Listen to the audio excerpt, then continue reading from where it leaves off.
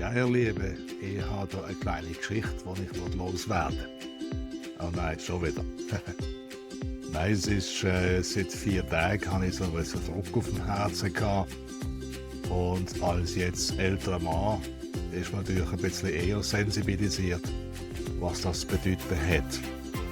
Aber wie die meisten Männer habe ich das erste Mal 2, 3 Tage ignoriert und vorletzte Nacht bin ich aufgewacht mit starkem Herzschmerz und hinten dran so Schulterblatt hat genauso weh da.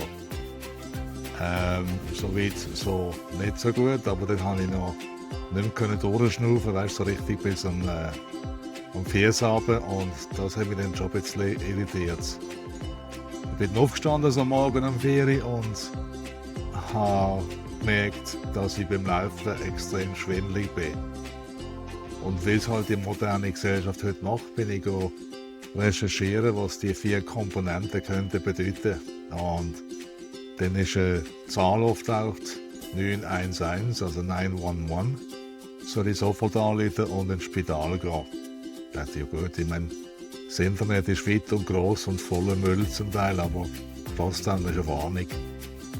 Dann habe ich langsam, wirklich in Zeitlupentempo, geduscht, habe mich rasiert und bin dann auch mit Ersatzunterwäsche und Ersatzkleider bin ich Richtung Spital gelaufen, also geschlichen, am Morgen um 6 Uhr.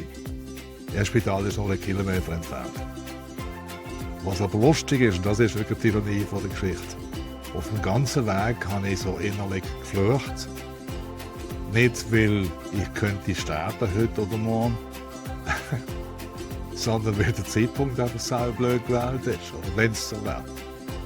Weil ich habe so viele Pläne, die ich ums Verrecken, also eben nicht ums Verrecken, die ich unbedingt will, durchziehen in meinem restlichen Leben. Vor allem mein Kanada-Projekt. Und dann bin ich sauer geworden, dass da irgendwie mir der Strich durch den Plan gemacht wird. Ich dann Mann, der sonst nie einen Plan hat, aber... Und so bin ich auch ins Spital gelaufen, in Emergency, und habe jetzt einen sauren Stein gemacht. Und dann fragt die freundliche Dame an der Registration, was ist denn los? Dann habe ich gerade eine Geschichte erzählt, dann hat die vergegen, dann sagte ich, ja, ich habe schon viele Leute gesehen, rein und rausgekommen, ob das einer sauer ist, also könnte ich sterben, weil er noch mehr Sachen zu erledigen hat, das ist neu. Und unusual, ich sage, well, I'm unusual too, you know. Auf jeden Fall, gestern haben sie mich etwa 5 Stunden untersucht, mit allem, was du irgendwie am Gerät kannst ergattern. Und dann hat der nette Arzt zum Abschluss gesagt, you're free to go. Weil wir haben nichts gefunden, aber wir haben noch mehr Maschinen im Keller, die wir ausprobieren wollen. Also kommt gefälligst zurückbauen, respektive heute. Und dann die ein bisschen andere Tests machen. Zum Beispiel Stresstest. Aber noch das gesagt hat, habe ich gesagt, ja, selten Stress. Nein, Stresstest körperlich, Herzbelastung und so weiter. Und dann nochmal ein EKG und sonstige Untersuchungen, und dann schauen wir.